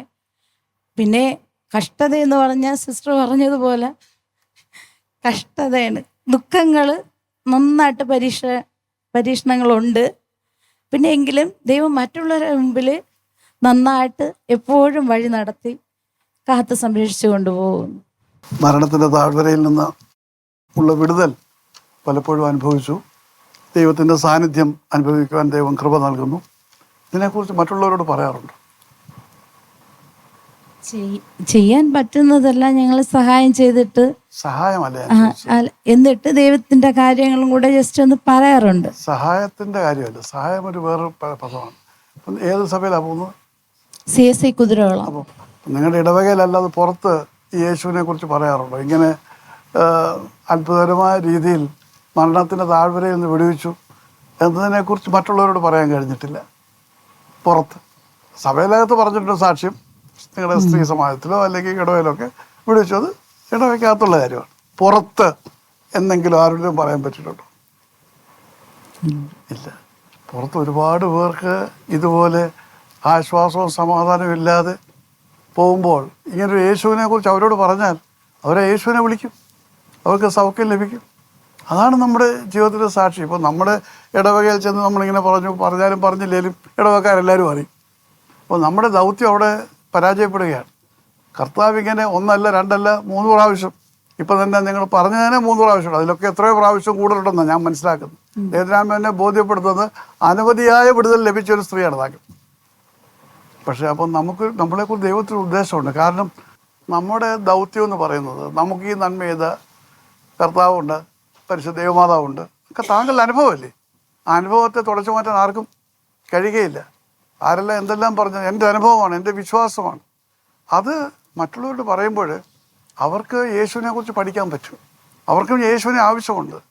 സമാധാനം നമുക്ക് നൽകുവാൻ, സൗഖ്യം നൽകുവാൻ, സാന്ത്വനം നൽകുവാൻ, വിടുവിക്കുവാൻ ഒക്കെയും അതൊരു വലിയ മുഖാന്തരമായി തീരും.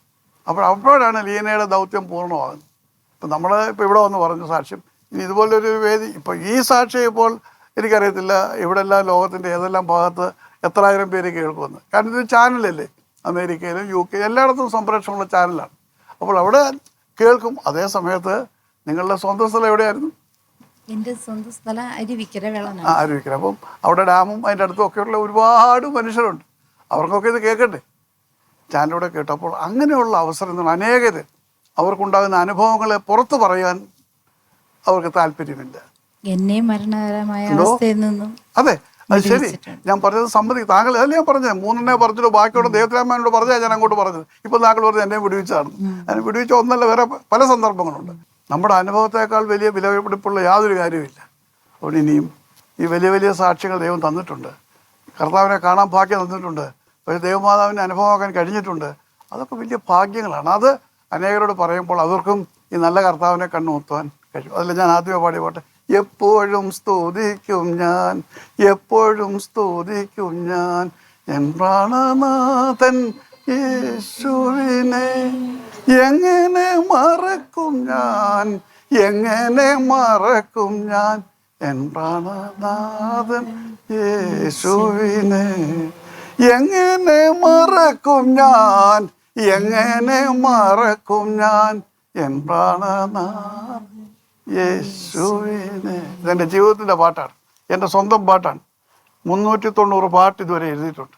യേശുവിൻ്റെ സ്നേഹത്തെക്കുറിച്ച്, യേശുവിൻ്റെ ശക്തിയെക്കുറിച്ച്, സർവശക്തനായ ദൈവത്തിൻ്റെ മഹത്വത്തെക്കുറിച്ച് ഒക്കെയുള്ള അനുഭവങ്ങളാണ്. എങ്ങനെ മറക്കാൻ പറ്റും? ഓരോ നിമിഷം ഓർക്കുകയാണ്. അപ്പോഴത് ലീനയുടെ ഇതൊരു സമ്മാനത്തിന് വേണ്ടിയിട്ടുള്ള കാര്യമല്ല. ഞങ്ങളൊരു സ്വമേധ ടീം രൂപീകരിക്കാനുള്ള ഒരു പ്ലാൻ ഉണ്ട്. സ്വമേധ ടീമായിട്ട് ഇല്ല, പ്ലാൻ പറ്റത്തില്ല. ഇവിടെ പ്ലാൻ എന്ന് പറയുന്നൊരു കാര്യം ഇല്ല, പ്രവർത്തിക്കണം. എല്ലാവർക്കും ഒരുപാട് സ്വപ്നങ്ങളുണ്ട്. ഇപ്പോൾ ഇവരോട് 4 പേരോട് നിങ്ങൾ ചോദിച്ചാൽ നിങ്ങൾക്കെല്ലാം ഓരോ പ്ലാനുണ്ട്. പക്ഷേ ആ പ്ലാൻ പ്രാവർത്തികമാക്കുന്നത് എങ്ങനെയാണ്? ഇപ്പോൾ ഷാനിക്കാണെങ്കിൽ ഒരു ഇടവകയില്ല, പടിയില്ല, അപ്പോൾ അതിനോടൊരു പള്ളി ഉണ്ടാക്കി കഴിഞ്ഞിട്ട് ഇറങ്ങാമെന്നാണ് വിചാരിക്കുന്നത് ഉപവസിക്കാൻ. അപ്പോഴിങ്ങനെ ഓരോരുത്തർക്കും ഓരോ പ്ലാനുണ്ട്. പ്ലാൻ പ്രാവർത്തികമാക്കണം. അതിനെക്കുറിച്ച് ഒന്നും ഭയപ്പെടേണ്ട കാര്യമില്ല. ഞാൻ ഓർത്തഡോക്സ് സഭയപ്പെടുന്ന ആളാണ്.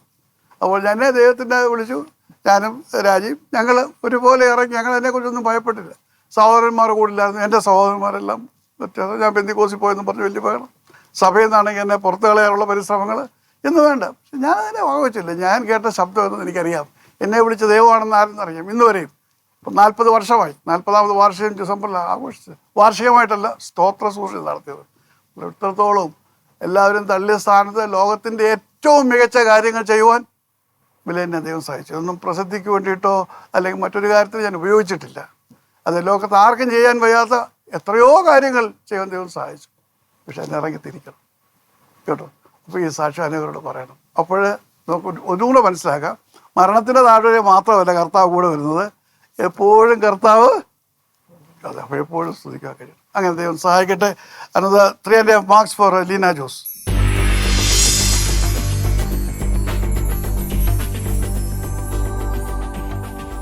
ഈ അനുഗ്രഹിക്കപ്പെട്ട ബൈബിൾ ക്രൗൺ 26 മെഗാ ബൈബിൾ ക്വിസിൽ പങ്കെടുക്കാൻ ആദ്യമായിട്ടാണ് എനിക്ക് ഒരു അവസരം ലഭിച്ചത്.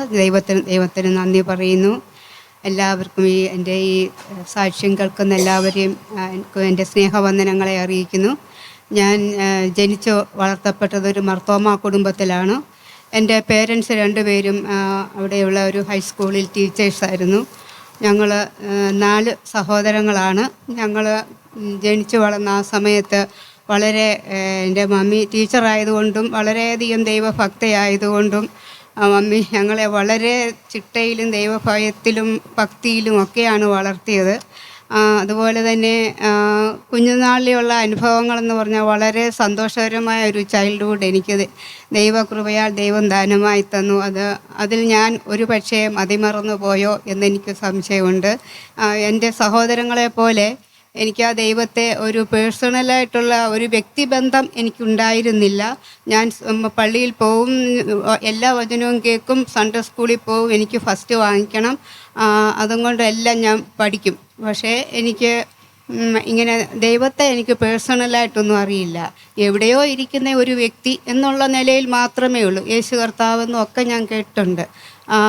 പക്ഷേ ഇതെല്ലാം എന്നെ ടച്ച് ചെയ്ത് പോകുന്നേ ഇല്ല. ഞാനിങ്ങനെ കേൾക്കുന്നു, വീട്ടിൽ വരുന്നു, എന്തൊരാവശ്യം പറഞ്ഞാലും എൻ്റെ പേരൻസ് എനിക്ക് ചെയ്തു തരും.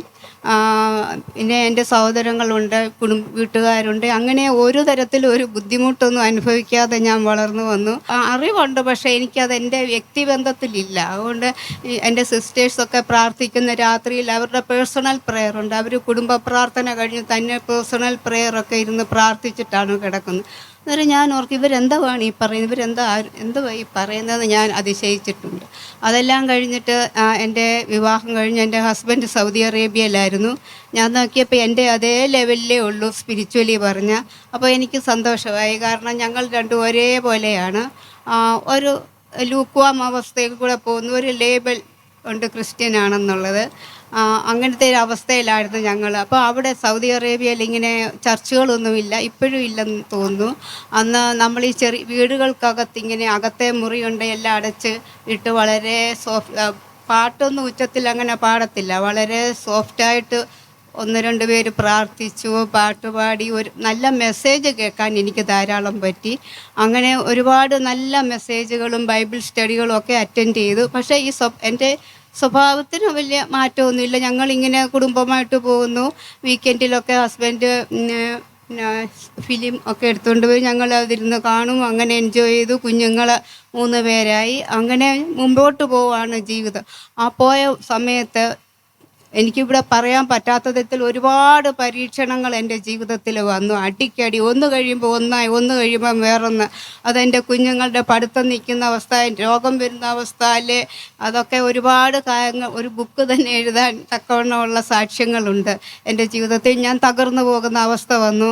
അന്നേരമാണ് എനിക്ക് എൻ്റെ പേരൻസ് അടുത്തില്ല, ആരും അടുത്തില്ല. അപ്പം അന്നാണ് ഞാൻ ദൈവത്തെ അറിയുന്നത്. അന്നാണ് ഞാൻ കർത്താവിനെ അറിയുന്നത്. ഞാൻ അന്നേരം മുട്ടുകുത്തി, ഞാനിരുന്ന സ്ഥലത്ത് ഞാൻ മുട്ടുകുത്തി പ്രാർത്ഥിച്ചു, കർത്താവെ അവിടുന്ന് എന്നോട് സംസാരിക്കണേ, അവിടുന്ന് എന്നോട് ഉത്തരവല്ലണേ, എനിക്ക് ആരുമില്ല എന്നുള്ള അവസ്ഥയിൽ, ഞാൻ തകർന്ന ഒരു അവസ്ഥയിൽ ഞാൻ കർത്താവിൻ്റെ മുഖത്തോട്ട് നോക്കി.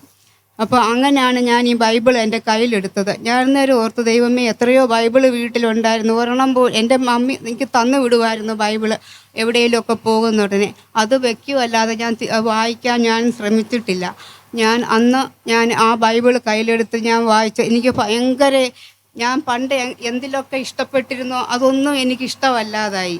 എൻ്റെ ജീവിതം ആകെ ഒരു യൂ ടേൺ തിരിഞ്ഞു വന്ന പോലെ എനിക്ക് ഈ ബൈബിൾ എനിക്ക് അങ്ങ് വായിച്ച് അങ്ങ് ഇരിക്കുവാണ്. ഞാൻ രാത്രിയിലൊക്കെ ഞാൻ, എൻ്റെ ഹസ്ബൻഡ് ഉറങ്ങുമ്പോൾ ഞാൻ പതിയെ നോക്കും, പുള്ളി ഉറങ്ങിക്കഴിഞ്ഞെങ്കിൽ ഞാൻ എഴുന്നേറ്റ് വന്ന് ബൈബിൾ എടുത്ത് ഞാൻ വായിക്കും. എന്തോ ഒരു തരം ഭ്രാന്തമായിട്ടുള്ള ഒരു ആഗ്രഹം.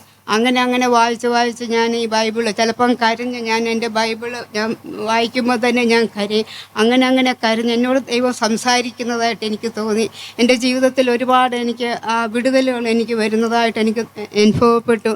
അങ്ങനെ കുഞ്ഞുങ്ങളൊക്കെ ഓരോ ഹയർ ക്ലാസ്സിലാകുന്ന ഉടനെ അവരുടെ പഠിത്തം മുടങ്ങത്തക്ക രീതിയിൽ ഓരോ 3 പേരുടെയും ജീവിതത്തിൽ അവർ പ്രത്യേകിച്ച് 10th 12th ഈ ഒക്കെ ക്ലാസ്സുകൾ അവരുടെ റീസൺ കൊണ്ടല്ല, ബട്ട് എന്തോ ഒരു ബ്ലോക്ക് വരും, എന്തോ ഒരു സ്പിരിച്വൽ അറ്റാക്ക് അവരുടെ ജീവിതത്തിൽ വരുന്നു.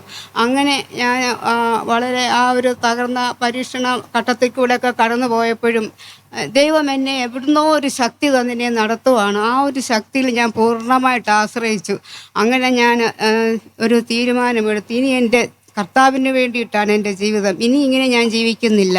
ഞാൻ കണ്ടുമുട്ടിയ കർത്താവ്, ഈ ലോകത്തിലെ സുഖമോ സന്തോഷമോ അതൊക്കെ നൈമിഷികമാണ്, അതൊക്കെ തീർന്നു പോകുന്നതാണ്, അതിനൊന്നും ഒരു വിലയില്ല. അതുകൊണ്ട് എന്നെ എൻ്റെ ഏറ്റവും സ്നേഹിക്കുന്ന ഒരു വ്യക്തി എൻ്റെ കർത്താവാണെന്നുള്ള തിരിച്ചറിവ് എൻ്റെ ജീവിതത്തിൽ എനിക്ക് വരാനിടയായി. അങ്ങനെ 2017 എൻ്റെ ഹസ്ബൻഡ് ഈ ലോകത്തു നിന്ന് പെട്ടെന്ന് മാറ്റപ്പെടുകയാണ് ചെയ്തത്. ആ സമയത്ത് എനിക്കൊന്നും പുള്ളിക്കാരൻ ചെയ്തുകൊണ്ടിരുന്നപ്പോൾ എല്ലാം കംപ്ലീറ്റ്ലി പുള്ളി തന്നെത്താനായിരുന്നു ചെയ്തുകൊണ്ടിരുന്നത്. ഞാൻ അങ്ങനെ ഒരു സൈഡിൽ നിൽക്കുമെങ്കിലും എല്ലാ കാര്യങ്ങളിലും വീട്ടിൽ എന്തോ ഒരു ആണി വേണമെങ്കിൽ പോലും അത് ഹസ്ബൻഡാണ് ചെയ്തുകൊണ്ട് എല്ലാ കാര്യങ്ങളും പുള്ളിക്ക് തന്നെ ചെയ്യണം. അങ്ങനെയായിരുന്നു പുള്ളിയുടെ ആഗ്രഹം. അങ്ങനെയായിരുന്ന സമയത്ത് എൻ്റെ ഹസ്ബൻഡും ഇല്ല, 3 മക്കൾ. മോടെ കല്യാണം കഴിഞ്ഞു, എങ്കിലും എനിക്ക് മറ്റ് 2 മക്കളെ പഠിപ്പിക്കാനും ഒക്കെ ഉണ്ടായിരുന്നു. ആ ദൈവകൃപയാൽ ഞാൻ എൻ്റെ ഹസ്ബൻഡിൻ്റെ അന്ന് ആ ഫ്യൂണറൽ കഴിഞ്ഞ് ഞാൻ ഇറങ്ങി വരുന്ന ആ സമയത്ത് ഞാൻ എന്നോട് തന്നെ തീരുമാനിച്ചു, ഇനി എൻ്റെ ജീവിതം ഇനി എനിക്ക് കിട്ടുന്ന എല്ലാ സമയവും ഞാൻ കർത്താവിന് വേണ്ടിയിട്ട് ഞാൻ സമർപ്പിക്കൂ എന്നുള്ളൊരു തീരുമാനത്തിലെത്തി. അങ്ങനെ ഞാൻ അവിടെ നിന്ന് ഇറങ്ങി. ഞാൻ എൻ്റെ കുഞ്ഞുങ്ങളെ അങ്ങനെ ഞങ്ങൾ ഒരുമിച്ച് പ്രാർത്ഥിക്കാൻ തുടങ്ങി. ഒരുമിച്ച് ന്യൂ ടെസ്റ്റ്മെൻറ്റ് മൊത്തം ഞങ്ങൾ ഈ കോവിഡ് ടൈമിൽ ഞങ്ങൾ പല സ്ഥാനത്തായിരുന്നു. ഞങ്ങൾ ഒരുമിച്ചിരുന്ന് ഒരു ടൈം വെച്ച് ഒരുമിച്ച് ഞങ്ങൾ വന്നുകൂടി ഒരുമിച്ച് പ്രാർത്ഥിച്ച് എനിക്കറിയാവുന്ന രീതിയിൽ അവരോട് ഞാൻ എക്സ്പ്ലെയിൻ ചെയ്ത് കൊടുത്തു. ഓരോ ബൈബിളിലെ ഓരോ കാര്യങ്ങൾ, ഓരോ ലേഖനങ്ങളൊക്കെ വളരെ കടുകട്ടിയായിട്ട് എനിക്ക് തോന്നിയെങ്കിലും ഞാനത് വായിച്ച് അതിൻ്റെ മെസ്സേജസൊക്കെ കേട്ട് അങ്ങനെ കുഞ്ഞുങ്ങളോട് പറഞ്ഞു കൊടുത്ത് അവരെ വിശ്വാസത്തിലോട്ട് കൊണ്ടുവരാൻ ദൈവകൃപയാൽ ദൈവം സഹായിച്ച് അവരും ആ ദൈവകൃപയിലേക്ക് കടന്നു വന്നു. അങ്ങനെ എൻ്റെ കുഞ്ഞുങ്ങൾ, എൻ്റെ മൂത്ത മകളും ഒക്കെ എപ്പോഴും എന്തൊരു കാര്യം ഉണ്ടെങ്കിലും പെട്ടെന്ന് വിളിച്ച് ഞങ്ങൾ ഒരുമിച്ച് പ്രാർത്ഥിക്കും. അല്ലെ വീട്ടിൽ എന്തെങ്കിലും ഒരു അവസ്ഥ വന്ന ഉടനെ കുഞ്ഞുങ്ങളെ വിളിച്ചു ഒരുമിച്ച് ഞങ്ങൾ പ്രാർത്ഥിച്ചു. അങ്ങനെ ഒരു വിടുതലിലേക്ക് ദൈവം എന്നെ നടത്തി. ഇപ്പോൾ ഞങ്ങൾ നന്ദൻകോട് മർത്തോമ ചർച്ചിൻ്റെ മെമ്പേഴ്സാണ്. അവിടെയും എനിക്ക് വചനം പറയുവാനും സാക്ഷ്യങ്ങളൊക്കെ പറയുവാനും പാട്ട് പാടാനും അങ്ങനെയുള്ള ഒരുപാട് അവസരങ്ങൾ എനിക്ക് ലഭിക്കുന്നുണ്ട്. എനിക്ക് ലഭിക്കുന്ന ഒരു അവസരവും ഞാൻ നോന്ന് പറയത്തില്ലെന്ന് ഞാൻ തീരുമാനിച്ചു. അങ്ങനെ ഇത്രത്തോളം ദൈവം എന്നെ നടത്തി. ഇനി എൻ്റെ ഇളയ മകൻ്റെ ഒരു വിവാഹം കൂടെ നടക്കാനുണ്ട്. ബാക്കി ദൈവകൃപയാൽ ഇത്രത്തോളം അതിശയമായിട്ട് ദൈവം നടത്തി. എൻ്റെ സാക്ഷ്യം കേൾക്കുന്ന എല്ലാവരോടും എനിക്ക് പറയാനുള്ളത്, മറ്റൊരുത്തനും രക്ഷയില്ല. രക്ഷിക്കപ്പെടുവാൻ ആകാശത്തിന് കീഴെ മനുഷ്യരുടെ ഇടയിൽ നൽകപ്പെട്ട മറ്റൊരു നാമവുമില്ല. യേശു കർത്താവിൻ്റെ നാമം മാത്രമേ ഉള്ളൂ. അവൻ്റെ നാമം ഉയർത്തപ്പെടണം, അവൻ്റെ നാമം വാഴ്ത്തപ്പെടണം. അത് മാത്രമാണ് എൻ്റെ സാക്ഷ്യം. പിന്നെ ഇപ്പോഴെവിടെയാണ് പ്രവർത്തിക്കുന്നത്? ഇവിടെ നാട്ടിലാണോ അതോ സൗദിയിലാണോ? ഞങ്ങൾ തിരുവനന്തപുരത്ത് സെറ്റിൽ ഡൗൺ ചെയ്തിരിക്കുകയാണ്. തിരുവനന്തപുരം നമ്മുടെ ചർച്ചിലാണോ പ്രവർത്തിക്കുന്നത്? അതെ. അതെവിടെയാണ്? ഏത് ചർച്ച? നന്ദൻകോട് മർത്തോമ ചർച്ചിലാണ്. മർത്തോമ ചർച്ച്. അപ്പോൾ ഔട്ട്ഡോറിൽ നിന്ന് നമ്മൾ പ്രവർത്തിക്കുന്നത് ചർച്ചിനകത്തുള്ള പ്രവർത്തനം. ചർച്ചിനകത്താണ്. അതെ.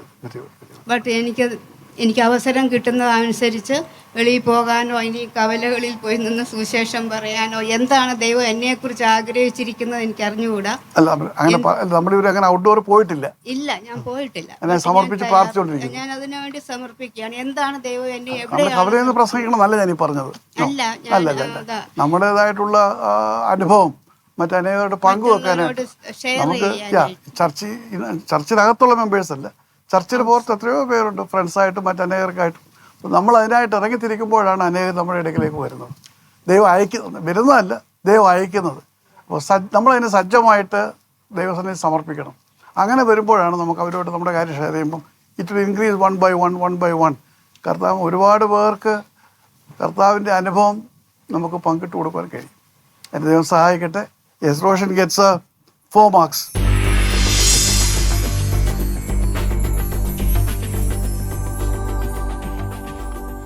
ബൈബിൾ ക്രൗൺ 26 മെഗാ ബൈബിൾ ക്വിസിൽ പങ്കെടുക്കുവാൻ സാധിച്ചതിൻ്റെ ജീവിതത്തിൽ വലിയൊരു ഭാഗ്യമായിട്ടാണ് ഞാൻ കരുതുന്നത്. ഇങ്ങനെയുള്ള വലിയ വേദികളിലൊന്നും ഇതുവരെയായിട്ടും ചെന്നിട്ടില്ല. പക്ഷേ ചർച്ച് തലത്തിലുള്ള പ്രോഗ്രാംസ്, സൺഡേ സ്കൂളിൻ്റെ പ്രോഗ്രാംസ്, അതിലൊക്കെ പങ്കെടുക്കുവാൻ ദൈവം സഹായിച്ചിട്ടുണ്ട്. അതിലൊക്കെയും സൺഡേ സ്കൂൾ പരമായിട്ടാണ് എനിക്ക് അനുഭവങ്ങളൊക്കെ ഉള്ളത്. ഞാൻ ജനിച്ചത് ഒരു പെന്തക്കോസ്ത് ഫാമിലിയിലാണ്. അതുകൊണ്ട് യേശുവിനെ കണ്ടുമുട്ടിയതായിട്ട് ഉള്ള അനുഭവങ്ങളൊന്നും എൻ്റെ ജീവിതത്തിലില്ല. എനിക്ക് എൻ്റെ കുഞ്ഞിലെ ഈ സമയം വരെയും വലിയ രോഗങ്ങളോ അങ്ങനെയൊന്നും ദൈവകൃപയാൽ ഇതുവരെയായിട്ട് വന്നിട്ടില്ല. എൻ്റെ വീട്ടിൽ ഞാനും അച്ഛനും അമ്മയും ഒരു ചേച്ചിയാണുള്ളത്. ചേച്ചി ബാംഗ്ലൂർ BSc നേഴ്സിംഗ് പഠിക്കുന്ന. മുന്നേ ഇവിടെ ഡിഗ്രി പഠിച്ചിട്ടാണ് പോയത്. പപ്പ കാർപ്പൻ്ററാണ്. മമ്മി ഒരു അക്ഷയ സെൻറ്ററിലാണ് ജോലി ചെയ്യുന്നത്. ഞാൻ 3ാം ക്ലാസ്സിൽ പഠിക്കുമ്പോഴേ 2019 ഞാൻ 3ാം ക്ലാസ്സിലാണ് പഠിക്കുന്നത്. ആ സമയത്ത് പപ്പയ്ക്ക് ഒരു ഹാർട്ട് അറ്റാക്ക് വന്നു. ജോലി ചെയ്തുകൊണ്ടിരിക്കുന്ന സമയത്ത് പെട്ടെന്ന് വയ്യാണ്ടായി. അങ്ങനെ അടുത്തുള്ളൊരു ഹോസ്പിറ്റലിൽ കൊണ്ടുപോയി. ചെറിയതെന്ന് പറഞ്ഞാണ് കൊണ്ടുപോയത്. പക്ഷേ പെട്ടെന്ന് അവരറിഞ്ഞത് സീരിയസ് ആണ്, ഇവിടെ ഒന്നും പറ്റത്തില്ല, മെഡിക്കൽ കോളേജിൽ തന്നെ പോകണമെന്ന് പറഞ്ഞു. അങ്ങനെ അവിടെ ചെന്ന് 3-4 ദിവസം ICUലായിരുന്നു. ഞങ്ങളൊന്നും അറിഞ്ഞിട്ടില്ലായിരുന്നു. ഞാനന്ന് കുഞ്ഞാണ്, എനിക്കതിനെപ്പറ്റി വലിയതായിട്ടൊന്നും അറിയത്തില്ല. അന്ന് വളരെ സീരിയസ് ആയിട്ടായിരുന്നു. മരിച്ചു പോകും എന്നുള്ള രീതിയിലായിരുന്നു. പക്ഷേ എന്നിട്ട് ആൻജിയോഗ്രാം ചെയ്തപ്പോഴും 3 ബ്ലോക്ക് ഉണ്ടെന്ന് പറഞ്ഞു. പെട്ടെന്ന് തന്നെ മരിച്ചു പോകും, തിരിച്ചു കിട്ടത്തില്ലെന്നാണ് ഡോക്ടർമാർ എല്ലാവരും പറഞ്ഞത്. പക്ഷേ ആൻജിയോപ്ലാസ്റ്റി, അതായത് സർജറി ഉടനെ തന്നെ ചെയ്യണമെന്ന് പറഞ്ഞു. അങ്ങനെ കുറച്ച് നാൾ 6 മാസം വീട്ടിലെ റെസ്റ്റൊക്കെ ആയിരുന്നു, പുറത്തോട്ടൊന്നും പോകത്തില്ല. പക്ഷേ അപ്പോഴെല്ലാം ദൈവം ഞങ്ങളെ നടത്തി. അന്ന് മമ്മിക്ക് ജോലിയൊന്നും ഇല്ലായിരുന്നു. അതുവരെയും പപ്പ ജോലി ചെയ്താണ് ഞങ്ങളെല്ലാവരും നോക്കിക്കൊണ്ടിരുന്നത്. അത് കഴിഞ്ഞ് പിന്നീട് ഇവർ ഡേറ്റ് ഇട്ട് കൊടുക്കും. ഇങ്ങനെ ഇത്ര 2-3 മാസത്തിൻ്റെ ഇടയ്ക്ക് ഈ ഡേറ്റിന് വരണം, അപ്പോഴും വന്ന് സർജറി ചെയ്യാമെന്നുള്ള രീതിയിലായിരുന്നു. കോവിഡ് ടൈമായിരുന്നു. അതുകൊണ്ട് അവർ സർജറി ചെയ്തില്ല. പിന്നെ ഇങ്ങനെ നീണ്ട് ഇന്ന് ഈ ഫെബ്രുവരി ആയപ്പോൾ 7 വർഷമായി. ഇതുവരെയായിട്ടും ആൻജിയോപ്ലാസ്റ്റി ഒന്നും ചെയ്യാതെ പപ്പനെയും സുഖമായിട്ട് നടത്തുന്നു. ഇപ്പോഴും ഇന്ന് എൻ്റെ കൂടെ വന്നതും പപ്പയാണ്. പിന്നെ അതൊക്കെയും ദൈവം എൻ്റെ ജീവിതത്തിൽ ചെയ്ത, പപ്പയുടെയും എൻ്റെയും ജീവിതത്തിലൊക്കെ ചെയ്ത ഒരു സാക്ഷ്യമാണ്. എനിക്ക് കുഞ്ഞിലെ തന്നെ ഇങ്ങനെയൊക്കെയും വളരെ കഷ്ടപ്പെട്ട ഒരു ഫാമിലി, ഇങ്ങനെയൊക്കെ ഉള്ള ഒരു ഫാമിലിയിലാണ് ഞാൻ ജനിച്ച് വളർന്നത്. പിന്നെ സൺഡേ സ്കൂൾ പരമായിട്ടൊക്കെ നല്ല രീതിയിൽ പഠിക്കുവാനും സൺഡേ സ്കൂൾ ബൈബിൾ വേർഡ്സൊക്കെ ഒരുപാട് ബൈ ഹാർട്ടാക്കാനൊക്കെ എന്തെങ്കിലും കൃപ തന്നു. ഞാൻ AGയുടെ ഭാഗത്തായി AG അസംബ്ലീസ് ഓഫ് ഗോഡിൻ്റെ ഭാഗത്തായിട്ട് പെരപ്പൻകോട് സഭയിലാണ് വിശ്വാസിയായിരിക്കുന്നത്. അവിടുത്തെ എൻ്റെ സൺഡേ സ്കൂൾ ടീച്ചറും സഭയിലെ പാസ്റ്ററും എല്ലാവരും എൻ്റെ പഠിക്കുന്ന കാര്യത്തിനും സൺഡേ സ്കൂളിലെ കാര്യത്തിനൊക്കെയും വളരെ എന്നെ സപ്പോർട്ടായിട്ടും പഠിക്കാത്തതിന് വഴക്ക് പറഞ്ഞും അങ്ങനെയൊക്കെ എന്നെ നല്ല രീതിയിലൊക്കെയും പഠിക്കാൻ നല്ല പ്രോത്സാഹനമൊക്കെയാണ് തരുന്നത്. പാരൻസും അങ്ങനെ തന്നെയാണ്. പിന്നെ സ്റ്റേറ്റ് ലെവലിലൊക്കെയും എനിക്ക് സൺഡേ സ്കൂളിൻ്റെ ആനുവൽ എക്സാമിനൊക്കെയും നല്ല വിജയമൊക്കെയും തന്നു. അതൊക്കെ പഠിക്കാൻ എനിക്ക് കഴിവൊക്കെയും തന്നു. സ്കൂളിലും അത്യാവശ്യം ഒരു ആവറേജ് സ്റ്റുഡൻ്റ് ആയിട്ടൊക്കെ ഞാൻ പഠിക്കുന്നുണ്ട്. അതിനെല്ലാം എന്തെങ്കിലും കൃപ തന്നു. ഇത്രയും പറഞ്ഞോളൂ ഞാൻ എൻ്റെ വാക്കിൽ. തീർച്ചയായിട്ടും എന്നോട് പറഞ്ഞ 2 കാര്യം, യേശുവിനെ കുറിച്ച് വ്യക്തമായിട്ടുള്ള അനുഭവം ഇല്ല എന്ന് പറഞ്ഞു അല്ലേ? അതെ. പിന്നെ കൂടുതലായിട്ട് മറ്റ് ആത്മീയമായ അനുഭവം കൂടുതൽ പറയാനില്ല. പപ്പായ ദൈവം വിടുവിച്ചു എന്നുള്ളത് അത് യേശുവാണെന്നുള്ളത് അറിയാം. അപ്പം നമ്മൾ യേശുവിനെ കുറിച്ച് ഇപ്പോൾ പ്രായം അത്രയേ ഉള്ളൂ, കൂടുതൽ അനുഭവിച്ചറിയാം. പക്ഷേ നമ്മളെ തന്നെ യേശുവിനെ സമർപ്പിക്കണം. പ്രാർത്ഥനയ്ക്ക് കൂടുതൽ സമയം കണ്ടെത്തണം. നമ്മളിപ്പോൾ പ്രാർത്ഥിക്കുന്ന ഒരു നോമിനൽ പ്രാർത്ഥനയാണ്. ഒരു ദിവസം നമ്മുടെ പ്രാർത്ഥനയുടെ സമയം കണക്ക് കൂട്ടിയാൽ 15 മിനിറ്റ് പ്രാർത്ഥിക്കുമെന്ന് എനിക്ക് സംശയമുണ്ട്. മുഴുവനായിട്ട് കൂട്ടിക്കഴിഞ്ഞാൽ രാവിലെ എത്ര മിനിറ്റ്, വൈകിട്ട് എത്ര മിനിറ്റ്, അങ്ങനെയല്ല. അത് സമയം വെച്ചുള്ള പ്രാർത്ഥനയോ ഒരു നിബന്ധന അനുസരിച്ചുള്ള പ്രാർത്ഥന. അത് കൂടാതെ യേശുവിനെ സ്നേഹിക്കാൻ കഴിയണം. ദൈവവചനം കൂടുതലായിട്ട് വായിക്കണം. ഇപ്പോൾ സിസ്റ്റർ റോഷൻ പറഞ്ഞതിൻ്റെ കൂട്ട് വായിച്ചാൽ മതി വരില്ല, വീണ്ടും വീണ്ടും വായിച്ചുകൊണ്ടേയിരിക്കും. അപ്പോൾ ആ വചനത്തിൻ്റെ മാധുര്യം അത് വളരെ വലുതാണ്. എന്നിട്ട് പ്രാർത്ഥിക്കണം. അപ്പോഴാണ് യേശുവിനെ തീർച്ചയായിട്ടും അനുഭവമാക്കുവാൻ കഴിയും, കാണുവാൻ കഴിയും, ദൈവിക കൃപ അനുഭവിക്കുവാൻ കഴിയും. ദൈവത്തിൻ്റെ പരിശുദ്ധാത്മാവിൻ്റെ അനുഭവം ഉണ്ടാകും. അപ്പം ദൈവത്തിൻ്റെ പരിശുദ്ധാത്മാവിൻ്റെ അനുഭവമാണ് ക്രിസ്തീയ ജീവിതത്തിലെ ഏറ്റവും മഹത്വമേറിയ അവസ്ഥ എന്ന് പറയുന്നത്. അപ്പോൾ ആ പരിശുദ്ധാത്മാവിൻ്റെ അഭിഷേകം, പൗരസ്ത്യൻ്റെ അനുഭവം ഉണ്ടായി കഴിയുമ്പോൾ നമ്മുടെ എല്ലാവിധ വീക്ഷണങ്ങളും മാറും, നമ്മുടെ ദർശനങ്ങൾ മാറും. അപ്പോൾ അപ്രകാരമാകുമ്പോൾ നമുക്ക് ദൈവത്തിൻ്റെ സാക്ഷികളായിട്ട് തീരുവാനായിട്ട് കഴിയും. നമുക്ക് കൂടുതൽ നമ്മളിപ്പോൾ ഫസ്റ്റ് കിട്ടുന്നു, ഇപ്പോൾ നമ്മളെ സംബന്ധിച്ച് സൺഡേ സ്കൂളിൽ ഫസ്റ്റ് കിട്ടുന്നു, സ്റ്റേറ്റിൽ ഫസ്റ്റ് കിട്ടുന്നു, അതൊക്കെ നമ്മുടെ ഒരു ലക്ഷ്യമാണ്. പക്ഷേ അതിനേക്കാളൊക്കെ എത്രയോ മഹത്തരമായ കാര്യമാണ് കർത്താവിൻ്റെ സാക്ഷികളായിട്ട് മുൻപോട്ട് പോകാൻ കഴിയുന്നത്. അത് കഴിയുന്നത് ദൈവത്തിൻ്റെ കൃപയിൽ നാം ആയിരിക്കണം. അപ്പോസ്തലനായ പൗലോസ് പറഞ്ഞു, ഞാൻ ആയിരിക്കുന്നത് ദൈവ കൃപയാലാകും. അപ്പോൾ ആ ദൈവിക കൃപ പ്രാപിക്കുക. അത് അറിഞ്ഞുകൂടല്ലോ എന്തുവാണ് ഇതുവരെ. പരിശുദ്ധാത്മാവ് എന്താണെന്ന് പോലും നമുക്ക് അറിഞ്ഞുകൂടാ. കാരണം അത് അനുഭവമാണ്. ഒരാൾ പഠിപ്പിക്കുന്ന കാര്യമില്ല, പഠിപ്പിച്ചാൽ മനസ്സിലാകുന്ന കാര്യമല്ല പരിശുദ്ധാത്മാവ്. വ്യക്തിപരമായിട്ടത് അനുഭവിച്ചറിയണം. അപ്പോൾ ആ പരിശുദ്ധാത്മാവിൻ്റെ അനുഭവത്തിലേക്ക് വരുമ്പോൾ എല്ലാം മാറും. അത് ഉണ്ടാകണമെങ്കിൽ നമുക്ക് അതിനായിട്ടൊരു ചാനലുണ്ട്. നാം ദൈവവചനം കൂടുതലായിട്ട് വായിക്കണം, ദൈവത്തെക്കുറിച്ച് പഠിക്കണമെന്ന് പറയുമ്പോൾ നമ്മൾ വായിക്കുമ്പോൾ പഠനത്തിന് വേണ്ടിയല്ല. അത് ദൈവവചനം എന്ന് പറയുന്നത് നമ്മുടെ ജീവിതത്തിൽ അനുദിനം നമ്മളെ പരിപോഷിപ്പിക്കുന്ന, ദൈവത്തോട് അടുപ്പിക്കുന്ന, ദൈവകൃപയിൽ നമുക്ക് മുൻപോട്ട് പോകുവാൻ, നമ്മുടെ പ്രയാസങ്ങളെയും ബുദ്ധിമുട്ടുകളെയും എല്ലാം തരണം ചെയ്യുവാൻ തക്കം തരുന്ന അതിമഹത്തായിട്ടുള്ള ദൈവത്തിൻ്റെ ദാനമാണ്. അത് കൂടുതലായിട്ട് ബൈബിൾ വായിക്കണം, പ്രാർത്ഥിക്കണം. തീർച്ചയായിട്ടും അടുത്ത പ്രാവശ്യം എവിടെയെങ്കിലും വെച്ച് നമ്മൾ ഇതുപോലെ കണ്ടുമുട്ടുകയാണെങ്കിൽ എന്തിനും പറയും, ഞാൻ പ്രാർത്ഥിച്ചു. ഉപവസിക്കുവാനായിട്ട് കഴിയും. ബുധനും വെള്ളി ഉച്ചവരെ ഉപവസിക്കാം. ഉപവാസ പ്രാർത്ഥനയൊന്നും മോള് പ്രായമായിട്ടില്ല. അതൊക്കെ എന്ന് പറഞ്ഞാൽ ഇതിലൊന്ന് ലെവലായി കഴിഞ്ഞ ശേഷം ഉപവാസത്തോടും പ്രാർത്ഥനയോടും വരുമ്പോഴാണ് നാം പുതിയ ആത്മീയമായൊരു പന്ഥാവിലേക്ക് പോകാൻ കഴിയുന്നത്. അപ്പോൾ അതിന് ദൈവം സഹായിക്കട്ടെ. 2.5 മാർക്ക് നൽകുന്നു. ബ്രദർ ഡോക്ടർ മാത്യൂസ് വർഗീസ് ക്രൈസ്തവ ലോകത്തിന് സമ്മാനിക്കുന്ന 31ാമത് ഗാനസമാഹാരം. സർവശക്തൻ സർവാധിപൻ എന്റെ ദൈവം യഹോവ. ഓരോ നാളും എന്നെ നടത്തിയിടുന്നേശു പൊൻകരത്താൽ എന്നെ സൂക്ഷിക്കുന്നു. ഓരോ നാളും എന്നെ നടത്തിയിടുന്നേശു പൊൻകരത്താൽ എന്നെ സൂക്ഷിക്കുന്നു. ആപത്തനർത്ഥ വേളകളിൽ കൺമണി പോലെന്നെ കാത്തിടുന്നു. സർവശക്തൻ സർവാധിപൻ എന്റെ ദൈവം യഹോവ. കൺമണി പോലെന്നെ. കോപ്പികൾക്ക് word melody world, Vembayam, Trivandrum.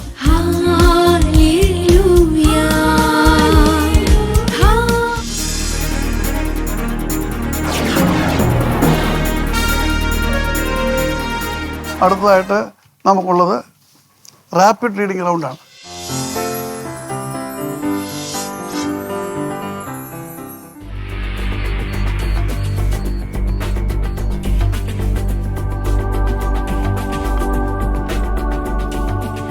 ശരി, ബൈബിൾ അടച്ചേട്ടെ. Close your Bibles. സഭാപ്രസംഗി 5:5.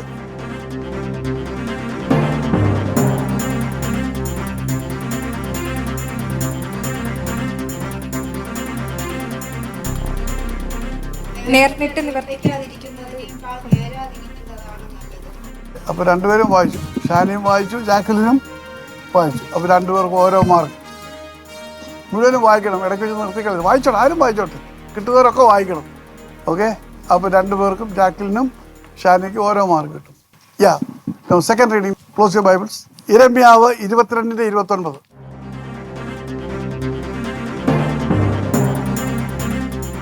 അല്ലയോ ദേശമേ ദേശമേ ദേശമേ യഹോവയുടെ വചനം കേൾക്കുക. റൈറ്റ്. അല്ലയോ ദേശമേ ദേശമേ യഹോവയുടെ വചനം കേൾക്കുക. ശരിയായ വായനയാണ്. റൈറ്റ്. ഷാനിക്ക് കിട്ടി, പക്ഷേ ചുമ കൊണ്ട് വായിക്കാൻ പറ്റിയില്ല. Right. 2 marks for Jacqueline Johny. മൂന്നാമത്തെ വായന മലാഖി 3:9.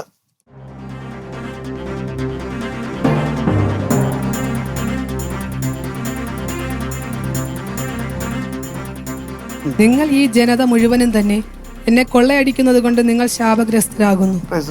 ഓക്കെ, അവസാനത്തെ വായന അടച്ചേട്ടെ. Ready? Amos 5:13.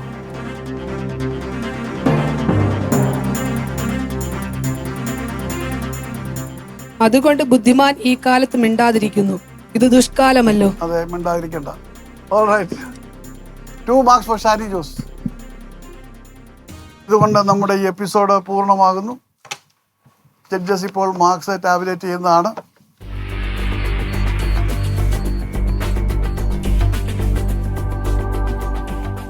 Mr. Shani Jose gets the first prize. Shani Jose gets the first prize. You are a good dance. And the second prize goes to Mr. Roshan L.C. Matthew. Yes, second prize കൊണ്ട് റോഷൻ എൽ.സി. മാത്യു. അപ്പോൾ നിങ്ങൾ രണ്ടുപേരുമാണ് അടുത്ത round, Joshua റൗണ്ടിലേക്ക് select ചെയ്തിരിക്കുന്നത്. Joshua round is A next stage, അടുത്ത stage. Alright, രണ്ടുപേർക്കും എല്ലാവർക്കും സമ്മാനമുണ്ട്. അതുകൊണ്ട് കൂടുതലായിട്ട് ഇത് പ്രവർത്തിപ്പാൻ തക്കവണ്ണം ഇത് ഒരു അനുഗ്രഹവും പ്രചോദനമാകട്ടെ എന്ന് പ്രാർത്ഥിച്ചുകൊണ്ട് ഈ എപ്പിസോഡ് പൂർണ്ണമാകുന്നു. ഇപ്പോഴും സമ്മാനങ്ങൾ വാങ്ങാവുന്നതാണ്.